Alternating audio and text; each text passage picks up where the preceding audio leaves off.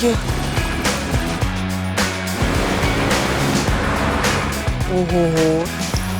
Все преимущества премиальной карты MasterCard снова мои.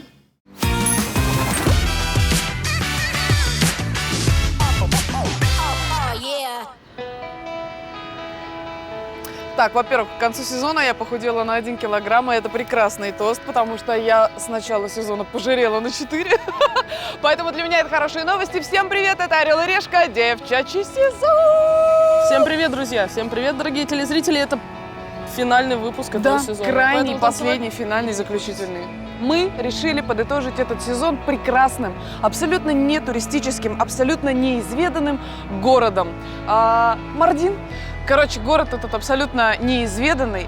Мы здесь первый раз, и мне дичайше интересно по нему побродить или поездить, не знаю. Посмотрим, как покажет нам судьба. Как решка ляжет. Да, как решка ляжет. Орел. Решка.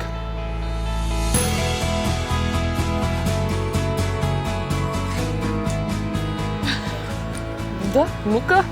А ну-ка попробуйте по одежде определить, кто по богатому, кстати, кто да. по бедному. Ну-ка, давайте. Все сейчас догадались. Всё. Ну-ка, кто Делаем будет ставки, по ставки, ставки, ставки. богатому. Все, сделали ставки. Смотрим, кто будет по богатому.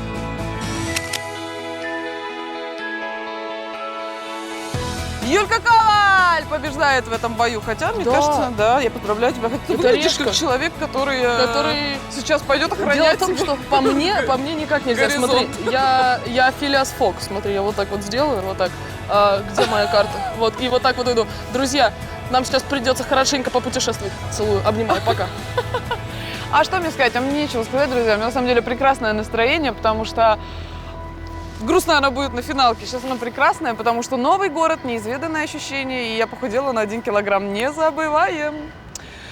Ну и, конечно же, такси, автобусы или что там еще у нас есть. Мардин похож на магическую шкатулку из восточной сказки, Открыв которую, можно совершить путешествие во времени познать невероятные тайны. и сделать шокирующее открытие.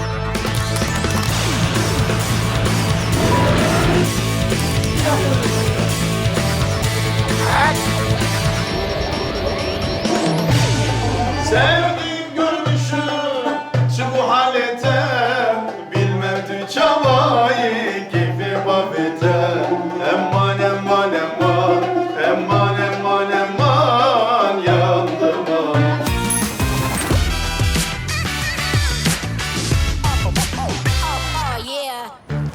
Примечательно то, друзья, что Мардин – город неизведанный даже турками. Они мало что про него знают, что уж говорить о туристах. Поэтому мне еще больше хочется поскорее ворваться в его центр и поскорее с ним познакомиться.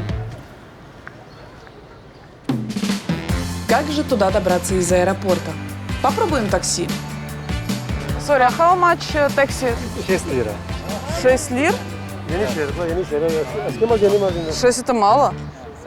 60. 6-0. Ага. Короче, это дофига. Я в любом случае не тяну. Окей, thank you, it's too much for me, sorry. Посмотрим, как обстоят дела с автобусами. I need to the bus to the Mardin. Okay, I'm going to Mardin. Just 10 minutes, 15 minutes. О, супер. Thank you. Все, 10-15 минут и приедет автобус до Мардина. Ждем. Лучшая машина в Мардине – это кроссовер. Да и, в принципе, здесь не принято кичиться своими деньгами, поэтому вот такой вот красивый новенький Peugeot – то, что нужно. Аренда всего $150 за 2 дня. Все, поехали.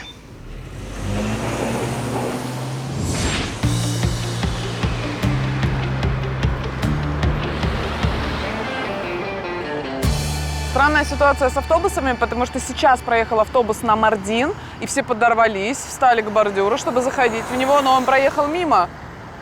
Это как бы что за шуточки, а?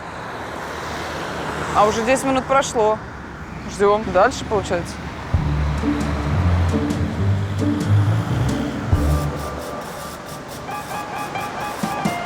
Вот, чтобы вы понимали, я стою здесь уже минут 20, И за это время ни один автобус не остановился на этой остановке. Неважно, Мардин, не Мардин. Просто ни один автобус, ни одна маршрутка здесь не остановились. Я так долго автобусы со школьных времен не ждала, вот правда. Боже, пусть это будет мой. Написано Мардин.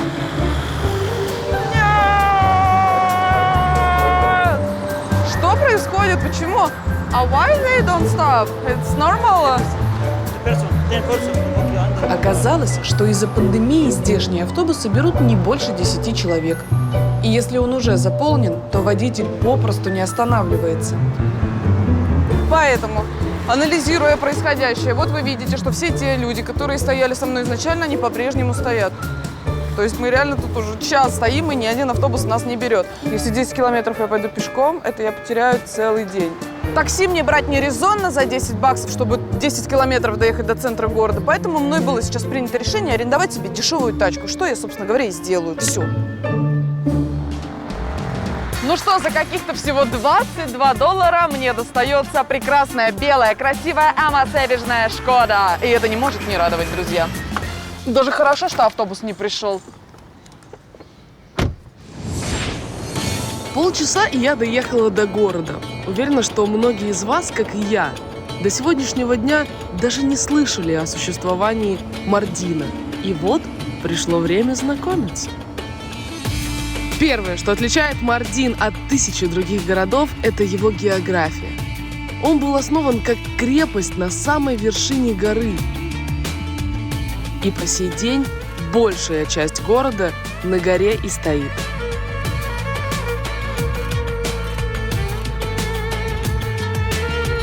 Вид, конечно, здесь просто помрачительный. Люди каждый день ходят. Я думаю, что они уже к этому привыкли. Но даже мне, такому же достаточно опытному путешественнику, в диковинку увидеть вот такой город на горе — просто чудо какое-то. И тут же вот открываются бескрайние поля, какие-то равнины, холмы. Второе, чем может похвастаться Мардин, это возраст. Когда и кем был основан город, доподлинно неизвестно. Но считается, что ему уже более 5000 лет. Такая вот двухэтажная, средневековая восточная сказка. Я очарована. И, наконец, третье. Весь город, от самого маленького камушка до какой-нибудь ржавой замочной скважины, считается памятником всемирного наследия. И здесь запрещено строить современное здание и вообще что-то менять. И город практически не меняется. Он выглядел ровно так же, если убрать какие-то вывески 200, 300, 500, 600 лет назад. Вы представляете? То есть он вообще не меняется. Красота какая впереди. Слушайте, ну вот реально город из песка, как будто песочный город. Вот это вот, знаете, арабская ночь, восточная сказка, Аладдин, вот это вот все сюда. Самое интересное, что вместе с городом практически не изменилась и жизнь его жителей. Вы понимаете, что парни просто на скорости гоняют ослов? Вообще нормальный движ Париж. Мы тут такие приехали на машинке в красном платье, а тут просто передо мной осел соревнуется с лошадью. И парни такие: «У-ху!» Вот это развлечение, вот это я понимаю. А не то, что наши сидят в интернете, вот это вот все. На ослах надо кататься. Ай, ну реально, задумайтесь. И какой год, скажете, на дворе? 2020-й, серьезно? Осел с ящиками идет по улице. Чтобы лучше познакомиться с жизнью города, я решила бросить авто и прогуляться по Мардину.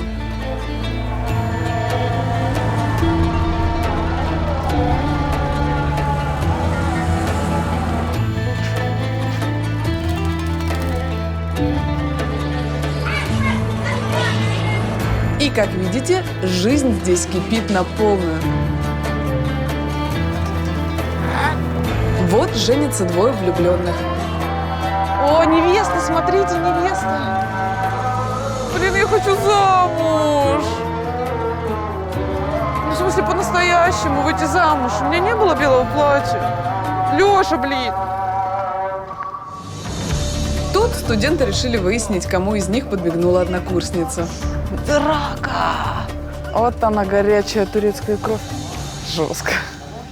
Просто я обычно такое видела в сериалах, знаете, когда вот эти вот драки, выяснение отношений, вот это вот все горячая кровь. А тут сейчас я приезжаю в Турцию, буквально за моей спиной разворачиваются самые настоящие мужские страсти, как говорится. А здесь можно увидеть работу местных коммунальных служб. О, кстати, можете наблюдать, как собирают мусор на осликах. Прикольно. А еще я видела, когда прогуливалась, на осликах багаж отвозят в отель. Прикиньте, то есть ослы здесь выполняют абсолютно различные функции. От сбора мусора до переноски багажа. Ох. Лошади и ослы – главный транспорт Мардина. Дело в том, что город построен тогда, когда о машинах еще и речи не шло. И большинство здешних улочек – это бесконечные узкие каменные лестницы, по которым пройти можно только на своих двух или чьих-то четырех. Поэтому в отель я поеду на вот таком прекрасном жеребце. Где эта кобылка? Привет. Так, держусь. Поехали. Несмотря на то, что планировка улиц в Мардине выглядит хаотичной, на самом деле это не так. Такой лабиринт узких улочек выстроен древними мастерами с учетом местной розы ветров, благодаря чему летом он работает как естественный кондиционер. Друзья, вы посмотрите, мы просто как будто бы где-то путешествуем во времени. Обалдеть! Еще солнышко так пробивается сквозь эти старые стены. О, боже! Главная достопримечательность Мардина – его центральная улица. Именно тут когда-то пролегал Великий Шелковый путь. Древний торговый маршрут, соединявший восток и запад нашего континента. И назначение этой улицы с тех пор ничуть не изменилось. Здесь, как и много лет назад, продают золото, серебряные изделия, медную посуду, походные котомки, орехи и сухофрукты. Круто! Очень колоритно, мне очень нравится. Правда, я не ожидала. Я в восторге. Но главная фишка этого места – миндаль в голубой глазури, купить который можно только здесь. Пойдемте попробуем. Здравствуйте. Друзья, вот смотрите, это тот самый голубой миндаль. Такой необычный цвет ореху дает сладкий натуральный краситель, полученный из коры лахорского дерева.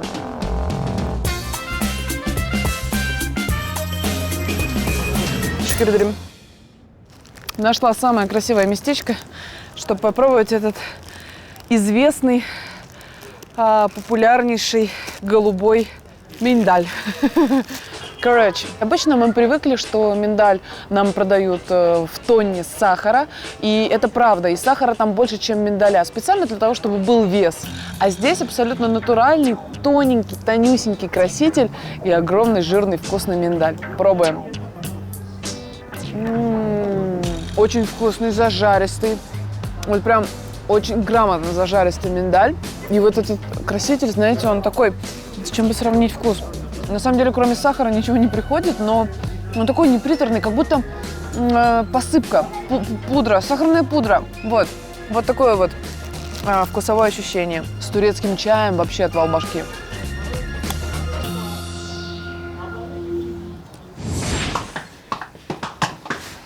Добро пожаловать ко мне в отель, друзья! Так, в кино люди просто такие и слетали с лошади, но я все-таки... О, ну я тоже нормально спрыгнула, скажи.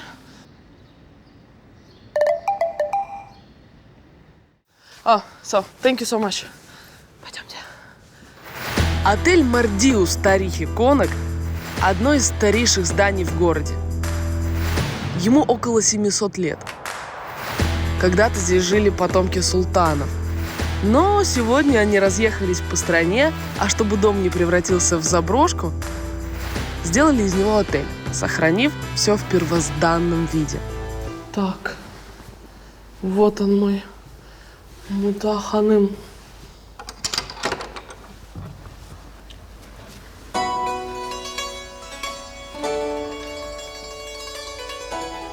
Слушайте, друзья, ну тут вообще не было никакого ремонта. Это просто средневековый дворец. Восточный такой, обалдеть. Никаких тебе ни штукатурок, ни обоев. Посмотрите. Вы знаете, этот номер, я так понимаю, что это весь мой номер, да? Этот номер, он небольшой, но и не надо, чтобы он был большой. И не хочется, чтобы здесь были какие-то вот эти вот палаты. Здесь такая атмосфера, ты как будто бы в музей пришел, и тебе разрешили здесь пожить. Просто фантастика. В давние времена в Мардине богачи кичились не размером своего жилища, а качеством внутреннего убранства. Так спальня обязательно была оборудована резной мебелью из лучших пород дерева,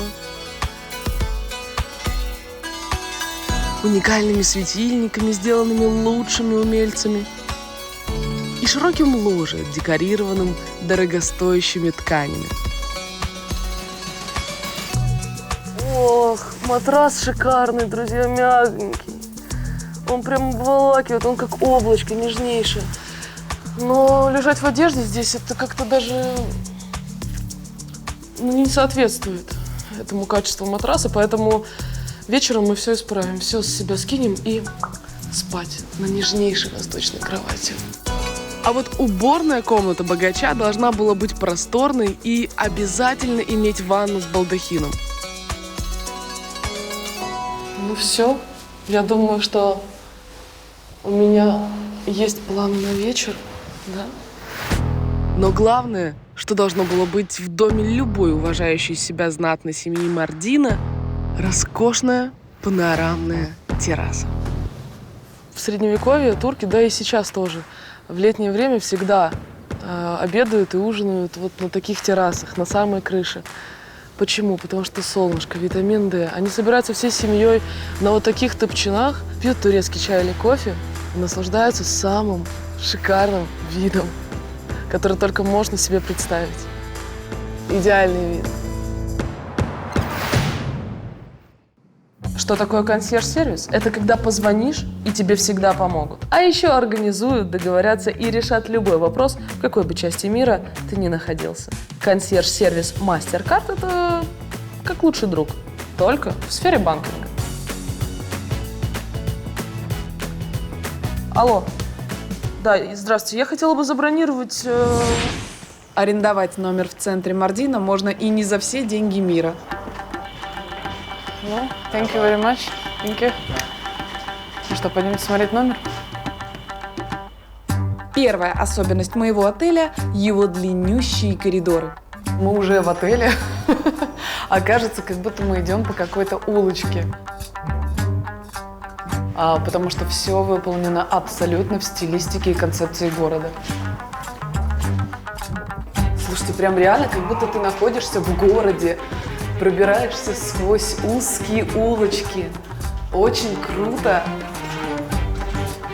Боже мой.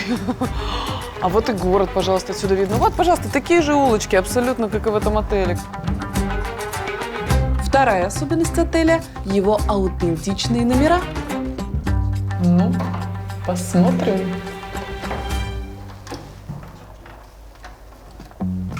Ух ты! Довольно-таки большая кровать, абсолютно чистая, прекрасная белоснежная бельишко. Очень мягкий матрас. Вот, пожалуйста, столик, 2 мягких кресла. У меня даже есть тут, смотрите, очаровательные миниатюрочки со всякими кондиционерами, шампунями, гелями для душа, кофе, чаек, чайник, тапочки. Господи, такое вообще просто прелестно. А телевизор какой? У меня такого телевизора даже в детстве-то не было, я не знаю, лет до 17. А тут посмотрите, какая плазма. Дальше туалетик. Маленький, но мне больше и не нужно. Здесь душ. Сразу, да, нет никаких перегородок. И вот это подмываться. Да, в общем-то, и ладно. Будем отсюда воду черпать. Может быть, отсюда надо наливать воды и черпать, голову мыть. Ах, точно. Да или нет? Ну вот смотри, стул. Ты вот так садишься. И черпаком моешь голову. Если не хочешь мыться в душе целиком. Такое же тоже может быть. Короче, балдеж. Ну и, наконец, третья особенность отеля. С моего отельчика открывается просто невероятный вид. Я даже не ожидала, что настолько невероятный. Ва! Ого!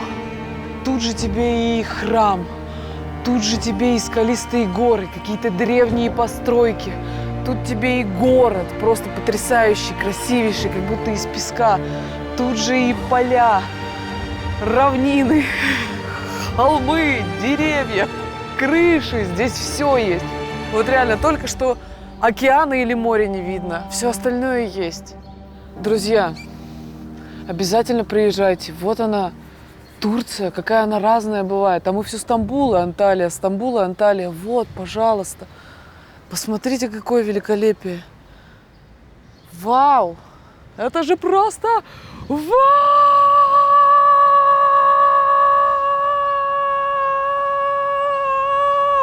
От моего крика птицы, видишь, как разлетелись?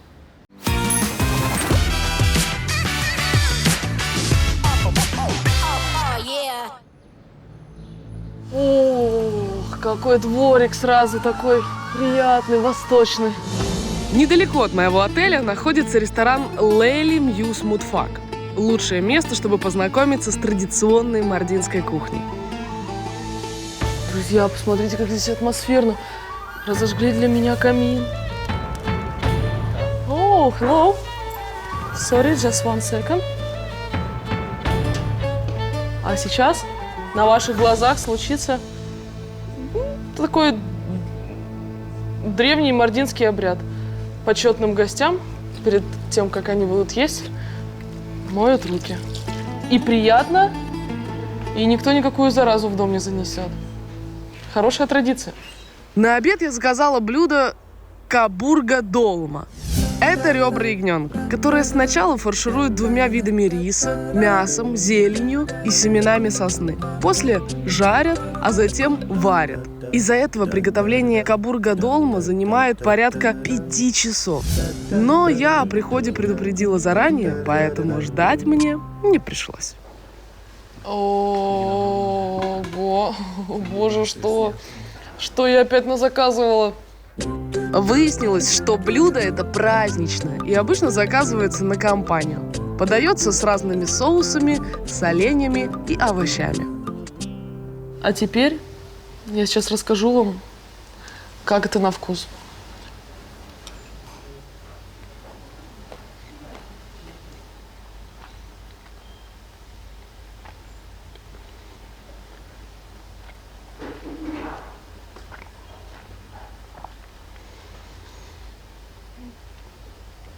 Извините, на какое-то время я потеряла речь, дар речи.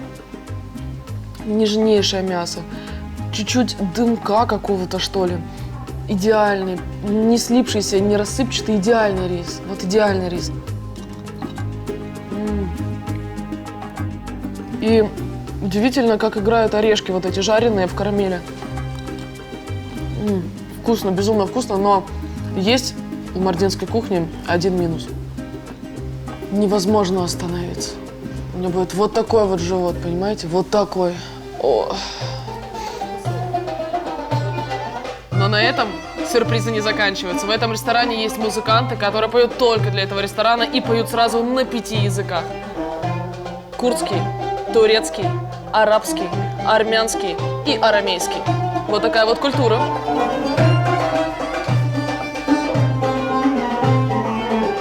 Исполняют эти музыканты народные песни с помощью традиционных музыкальных инструментов и считают своей задачей сохранить культурное наследие региона.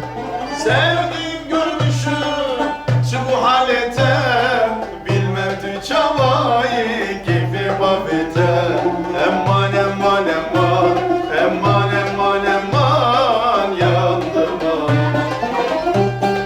Вот так с первых нот сразу погружаешься в такую восточную сказку. Этот голос и музыка, ну, sorarım sorarım услады для ушей. halete yabancı değilim cilani teme em bilmem çavayı keyfi babete emman emman emman emman emman. Песня оказалась чем-то вроде турецкой серенады. Ее обычно пел парень девушке, признаваясь в симпатии. Emman emman emman emman emman emman yandım aman. Я растаяла. Все. Извините. Сори, я уже просто, ну, правда, растаяла. Я засмущалась, он так на меня пел, прям в глаза смотрел. Вот уже они такие, эти турки черноглазые. Ой, аж поесть опять захотелось.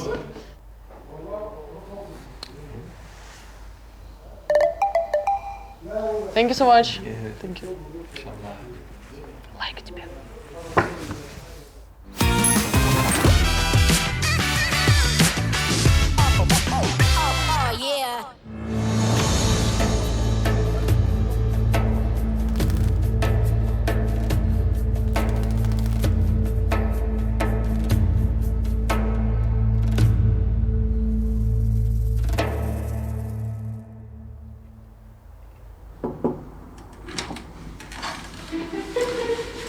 О, Сонечка, слушай, помоги, пожалуйста. Я тут голову пытаюсь помыть. Можешь поливать, а я буду споласкивать, потому что... Потому что...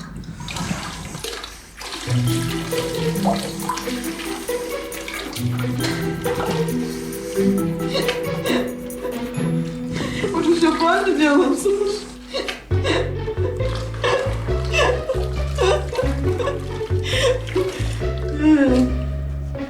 Все. Сейчас потушим все это. Думаю, это тухлый номер. Все, дорогие друзья, спокойной ночи. Мы попробовали, это полное. Все, пока. Слушайте, ну быть в Турции и не посмотреть перед сном турецкий сериальчик – день зазря. Так что вам спокойной ночи. А я еще одну серию, Олеж, обещаю, и все, и спать.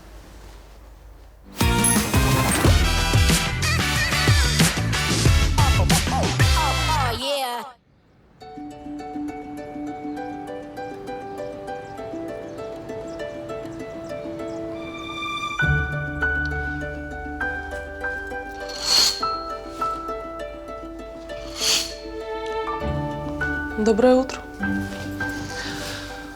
Как же было хорошо этой ночью спать. А пока Юля только продирает глаза, я уже выехала за город. Вокруг Мардина полно древних древностей. Одна из которых – город Дара, куда мы с вами сейчас и направляемся. Поговаривают, что там очень и очень интересно. Ну и, конечно же, есть на что посмотреть. Дара – древний римский город, который процветал 1500 лет назад. Со временем был заброшен и забыт, а нашли его совершенно случайно. Стоял, значит, дом, и здесь была вот насыпь. То есть вот то, что вы сейчас видите, этого ничего не было. И, значит, кусочек дома начал вымываться. Начали копать, и то, что вот вы сейчас видите, вот это вот все выкопанное внизу, вот это вот люди обнаружили абсолютно случайным образом. Вы только посмотрите, вот этого же тоже ничего не было. Это все раскопали, представляете? Жили-поживали, ребята, добра наживали, кур кормили, а у них тут под домом целая история. Пойдемте посмотрим поближе. Короче, чтобы вы понимали, друзья, это место раскопали совершенно недавно. То есть настолько недавно, что они даже не успели поставить кассу для туристов. Посмотрите, насколько глубоко уходит это вообще что? Это у меня в голове не укладывается. Вы представляете? Люди жили, поживали, добра наживали. Это что вообще такое? Вы понимаете, вы сидите дома, пьете чай с печеньками, да? там в шахматы играете, а у вас под домом вот такая вот история просто. Кто здесь жил, ходил, что здесь делал, тут вообще что происходило, это остается только догадываться. Вы только посмотрите на эти колонны. Высота строения 25 метров. И внизу оно выглядит еще более впечатляюще. Напоминает храм или замок из какого-то фэнтезийного фильма. Посмотрите опять-таки же на размеры вообще вот этих камней. Это просто загадка, как в те времена. Вот сколько я 4 года в Решке катаюсь, каждый раз, когда я натыкаюсь на такие постройки, на такие памятники архитектуры, у меня только один вопрос. Как в те времена строили вот такие вот бандуры, такие колонны, такие водохранилища, храмы, да что угодно? Как? А потом это просто взяло и засыпалось землей, да? То есть вот как-то взяло и перестало существовать. И потом на месте, значит, этого водохранилища вырос какой-то маленький домик, в котором начали жить люди, пасти кур, кушать картошку и пить чай. А потом как взяли дружно и обалдели. Офигеть! И у меня не укладывается в голове. Просто я не могу в это поверить. По словам ученых, все это подземное водохранилище, которое римляне наполняли водой, чтобы во время многомесячных осад города не изнывать от жажды. Вкратце расскажу примерно, как все происходило здесь с набором воды. Наверху стоял акведук, и по нему с разных горных рек сюда спускалась вода. И вот так вот она здесь набиралась, и, как вы видите, помещение полностью закрытое, то есть нет солнечного света для того, чтобы не появлялся грибок, и вода была чистой питьевой. И потом с каких-то вот отверстий, может быть, даже с тех, пока мы этого не знаем, с ведер эту водичку набирали и пили. Вот такая вот история. А еще знаете, что уникально? То есть это место пока не открыто для туристов. То есть мы первые практически здесь. И это всего 1%, который раскопали археологи. 1%. Представляете, что будет дальше?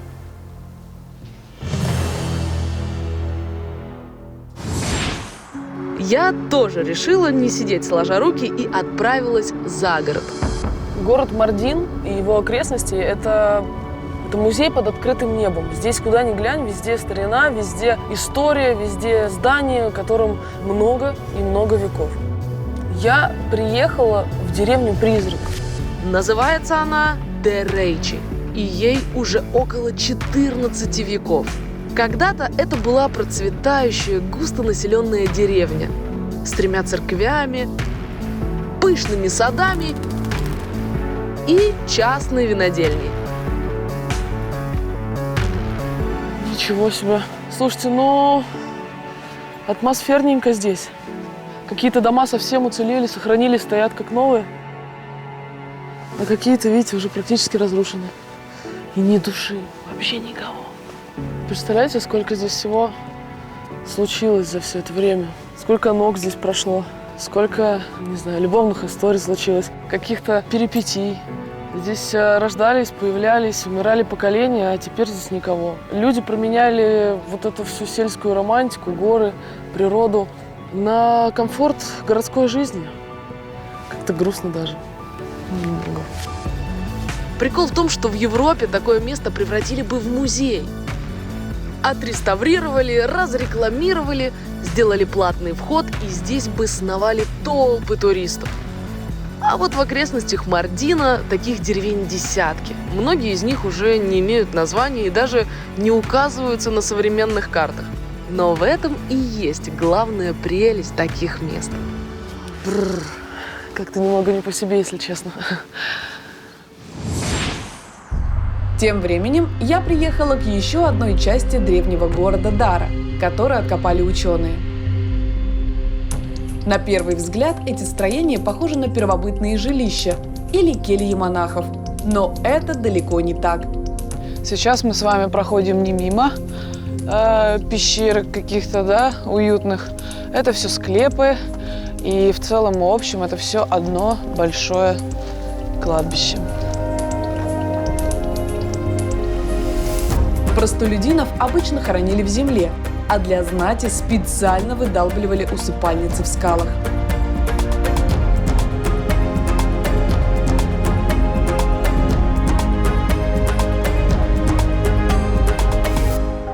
Удивительное, конечно, место, знаете.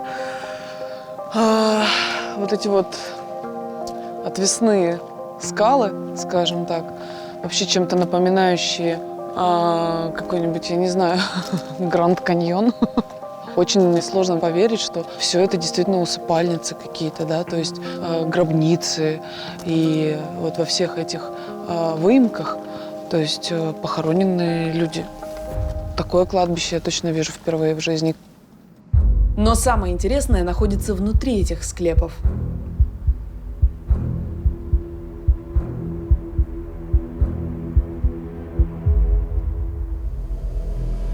Вот в этих вот боковых, скажем так, отверстиях раньше хоронили каких-то очень, знатных персонажей. И, значит, какое было поверье? То есть, когда тело истлело и остались только кости, местные выбрасывали их вот сюда, в яму, вниз. Тут вот можно увидеть эти косточки, их тут очень-очень много. Потому что считалось, что душа улетала вот через это отверстие, его тоже можно увидеть. И все, а кости уже не нужны, и они не имеют никакой ценности, поэтому их сбрасывали вниз, вот в яму. И в этих отверстиях боковых хоронили уже новые тела. Вот здесь вот, кстати, видно прям целиком скелет. Я вообще первый раз такое вижу. То есть это не музей, где вот сцеплено все какими-то, да, вот этими проволочками, там какими-то гвоздичками. Это вот когда-то живший здесь человек. А если посмотреть вниз, это вообще можно с ума сойти. Там все в костях. Все, абсолютно все в костях. Сложно поверить вообще в реальность. То есть, вы понимаете, это невозможно. Их тут тысячи. Просто тысячи. Уникальное место. А я продолжаю исследовать окрестности Мардина. Говорят, на одной из местных вершин находится священное место, где до сих пор можно увидеть останки древних богов. Правда, туда еще нужно добраться. Что такое? С чего ты начинаешь? Блин, ребят, у меня, походу, машина на летней резине. А мы с вами в зиму приехали. Здесь же снег, я это не учла, когда брала тачку. Ёлки-палки. Не едет. Ну-ка, сейчас разгончик чуть-чуть возьму. Так, погнали. О-оу. О, черт. О, черт, о, черт, о, черт. Все, нет, я не еду. Все, дальше пешком. Ну.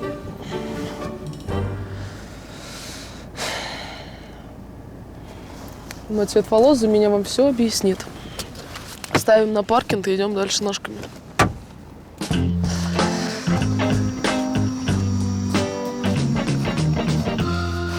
Фух. Слушай, в этом летнем плащике, конечно, красиво, но холодно. Олеж, дай мне свою шубу. Давай, снимай, давай. Вот так. Ты думал, я тебе ее подарила? Я дала поносить.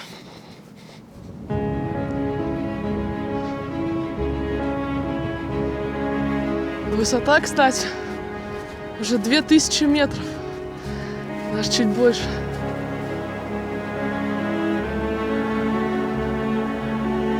Молодая и перспективная ведущая Юлия Коваль превращается в бабу Юлю. В уши задувает, хочется тепла.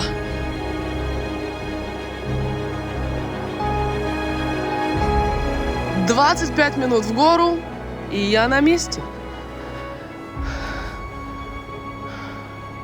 Это 2000-летнее святилище древней цивилизации коммогенов.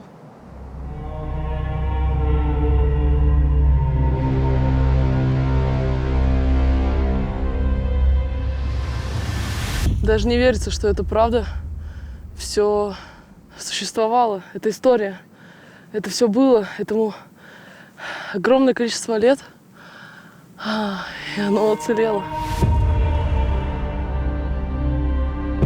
Ее правитель Антиох был безумцем, который страдал манией величия. Он создал новую религию, в которой объявил себя богом наравне с Зевсом и Аполлоном.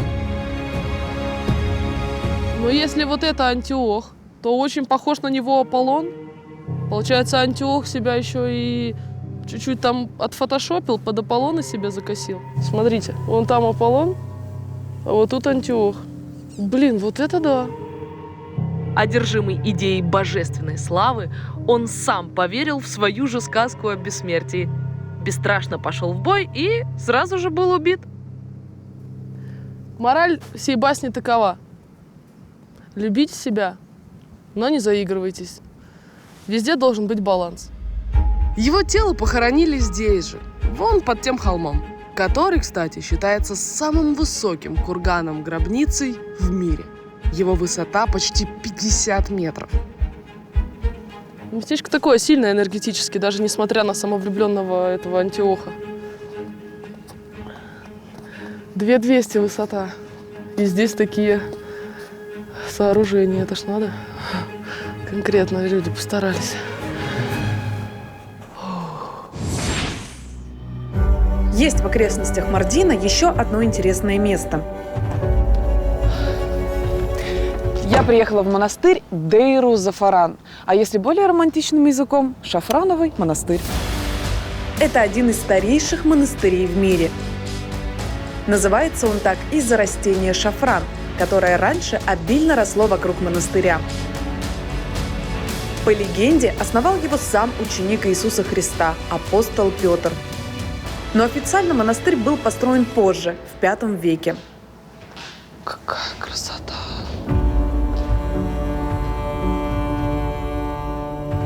Друзья, просто не передать словами. Посмотрите, как красиво. Только представьте, сколько этому монастырю лет. Если я не ошибаюсь, 1500. 1500!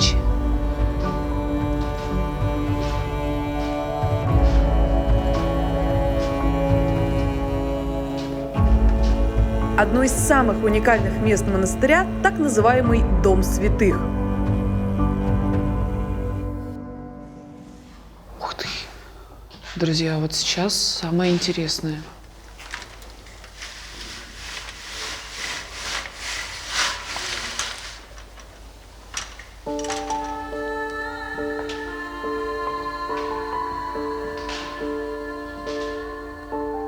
Здесь в стенах покоятся мощи святых патриархов и митрополитов монастыря. Если мы с вами подойдем поближе, то мы увидим вот такие вот вмятины. Это следы рук человека, пальцев. Скажем так, это стена, молитвенная стена желаний. То есть люди прикладывались и о чем-то просили. И говорят, что все, о чем здесь попросишь, все, что пожелаешь, обязательно сбудется. Вот. Поэтому, конечно же, я тоже здесь загадаю желание. Когда будете загадывать желание или просить о чем-то, нужно обязательно свои пальцы вставить вот в эти отверстия. Все, тихо, я загадываю.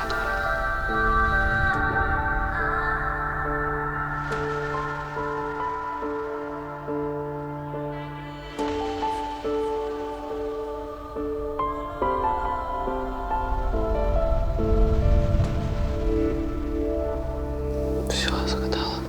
На самом деле, я не знаю, самовнушение это или нет, но когда ты погружаешься в свои мысли,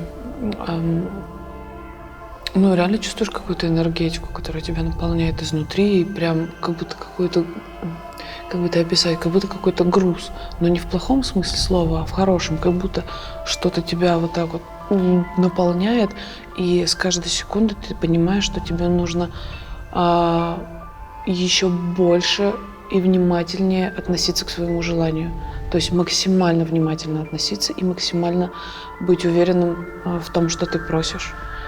Фух. Надеюсь, сработает.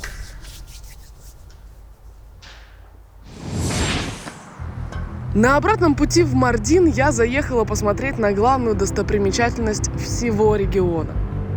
Казалось бы, река и река, ну, слышали, да, где-то в школе, на уроках географии, истории, река Ефрат.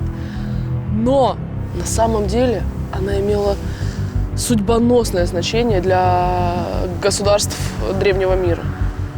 Евфрат называют еще прародиной человечества, ведь именно на ее берегах возникла Месопотамия, первая известная цивилизация на Земле. Согласно легендам, свои воды она берет в Эдемском саду. На ее дне лежат несметные сокровища, а если река высохнет, наступит конец света. Да, такая здесь мощь и тишина, знаете, вот прям природа в чистой ее сущности, в чистом виде. Так вот, можно стоять часами просто, думать о своем. Очень приятное место.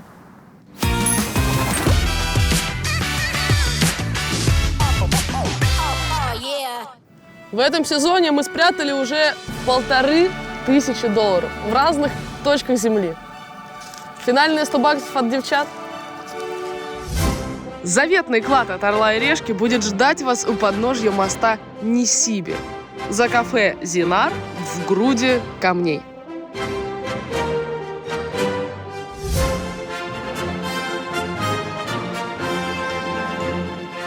Под мостом. Романтично.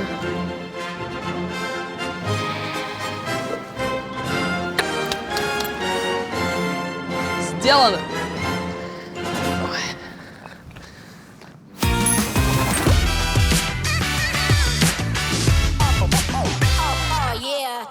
Мардин – это непривычная всем Турция. Город, неизведанный даже турками. Он не подойдет любителям all-inclusive и морька. Средневековая восточная сказка. Мардин для более изысканных путешественников, Вы понимаете, что парни просто на скорости гоняют ослов? Которые хотят прикоснуться к чему-то древнему великому. и непостижимому. Это же просто... Просто как будто бы где-то путешествуем во времени. Это невозможно. Их тут тысячи. Атмосферненько здесь. Вы сидите дома, пьете чай с печеньками, да? А у вас под домом вот такая вот история. Вид, конечно, здесь просто помрачительный. Друзья, обязательно приезжайте. Вот она, Турция, какая она разная бывает. А мы все Стамбул и Анталия, Стамбул и Анталия. Вот, пожалуйста.